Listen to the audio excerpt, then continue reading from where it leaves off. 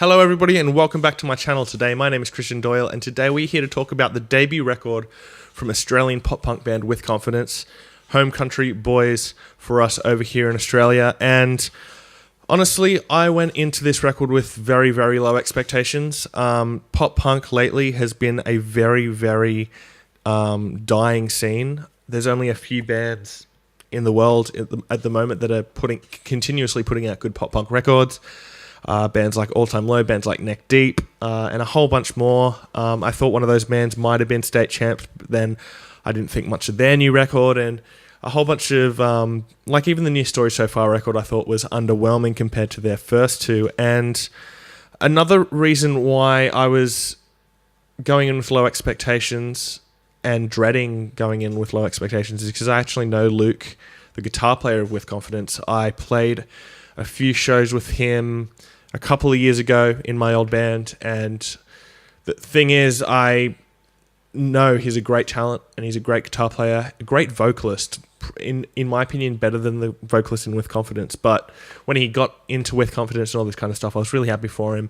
And so I was, as I said, going into this with low expectations, but I was hopeful because I really want him to succeed and see people from my local scene go out and travel the world and get out of Australia and become big musicians. So this album is much better than I expected it to be.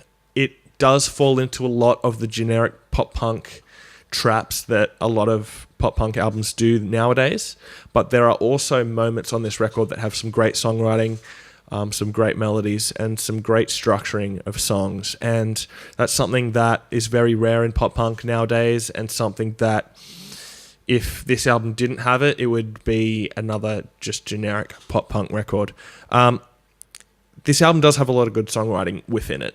Probably more in the second half than the first. The first half is very much generic pop punk, and the first half of this record I found myself not enjoying very much, and it kind of just went in one ear and straight out the other. And then the second half of the record started, and there were some really great songs. And one thing with pop punk albums, if you've listened to any of my past reviews of pop punk records, they all fall into this trap of second last song, or in the middle of the album they chuck in an acoustic song, because ever since Green Day's Time of Your Life came out, it's just become a thing that every pop punk album has to have. It's not because the song's good and they believe in it, it's because, it's a pop punk record, we have to do an acoustic song.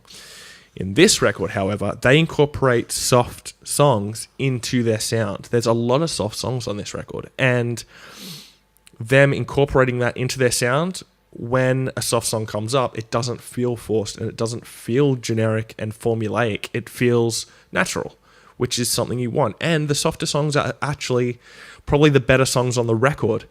And that's something really cool, because as much as I'm not a fan of the vocalist in this band, I think the melodies he chooses are really good. Lyrically, you can't expect much from a pop punk record. There's not going to be these overwhelmingly emotional lyrics. It's going to be pretty standard, by the numbers love songs that are pretty cheesy, but they're fun because it's pop punk and you want to have fun at a pop punk concert and when you're listening to them. And pop punk for the most part these days is pretty much background music, if I can say it. But this one, there are a lot of songs that you can actually put on and listen to in depth. However, songs like Voldemort, if you're someone like me who is really down on modern era pop punk, it's a song you definitely should avoid. And there's a couple of songs in that first half, as I said, that fall into those traps. So if you don't like modern era pop punk like me, then it's probably better to stay away from those songs and focus on probably the second half of the record, which is a bit more a little bit old school, but with still having some of that new school flavor in there. Overall, the album has a lot of enjoyable songs. It's not going to be in my top 20 of the year. It's not going to have any of the top songs of the year, but it's really, it is fun to listen to at times.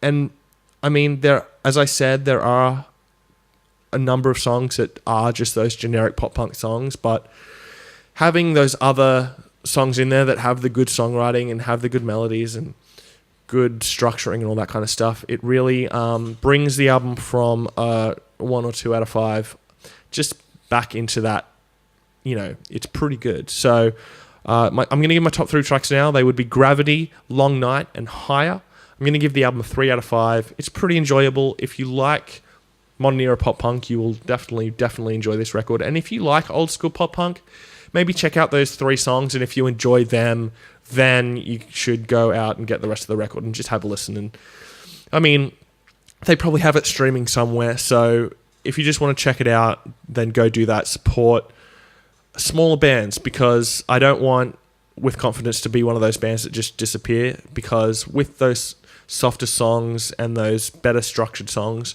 you can see that they can write good songs when they put their minds to it. So hopefully that second half of the record is a insight into what they'll do in the future, and if that is the case, then I will definitely be looking out for the next With Confidence record. Thanks so much for watching my review today. Please hit subscribe down below, and I'll see you next time. Fresh Currents.